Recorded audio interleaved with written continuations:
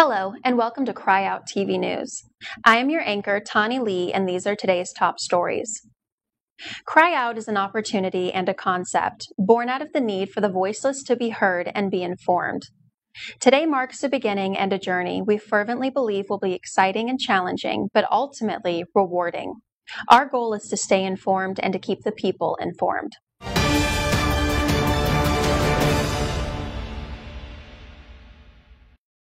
The Rohingya see no end to their fight for recognition. The Rohingya Muslim refugees face more misery as Bangladesh welcome runs out.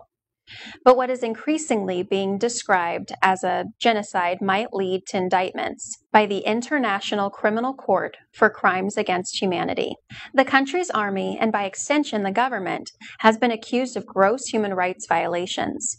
About 6,700 Muslims are feared dead, and the refugee situation has impacted heavily on Bangladesh. The head of Myanmar's government looked the other way as Muslim minority faced all kinds of atrocities at the hands of the army. Masses rise in Iran. Wave of protests spread across major cities in the Islamic Republic of Iran. Protesters decry the skyrocketing prices of food and other basic necessities. President Hassan Rouhani's government is also being blamed for high employment, economic woes, and the country's involvement in the Syrian war.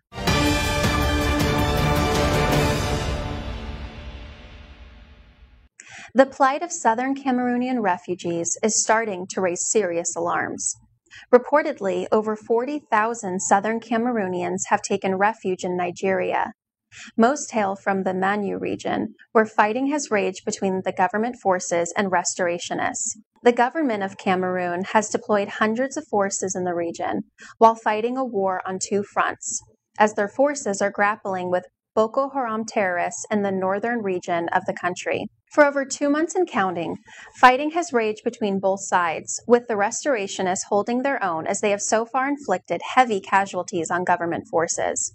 In turn, entire villages have been destroyed, thousands displaced, and cross-border relationships heavily affected.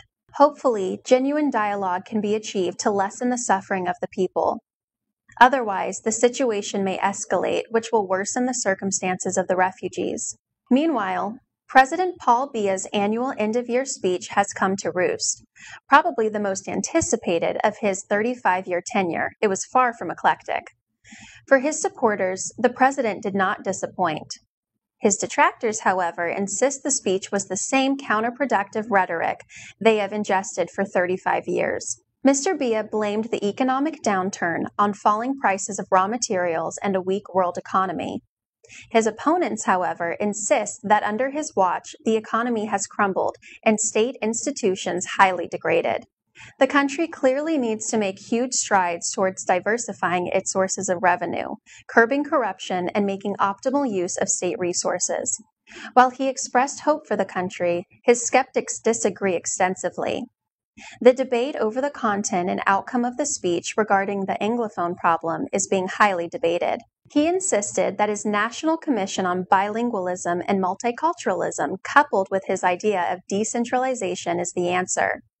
Mr. Biya did not mince his words in declaring war against the armed insurgency in the north and southwest regions of the country.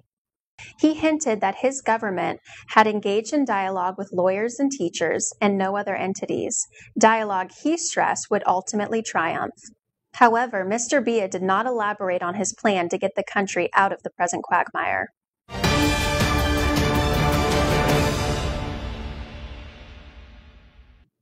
Liberia welcomes election results with hope.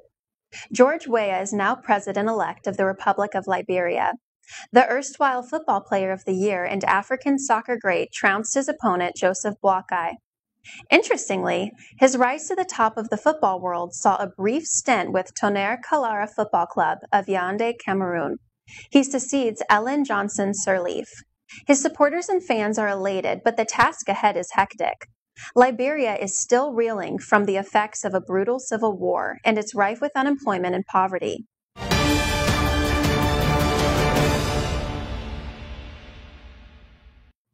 Fellow viewers, we have come to the end of the maiden edition of what is soon to become an indispensable source of information.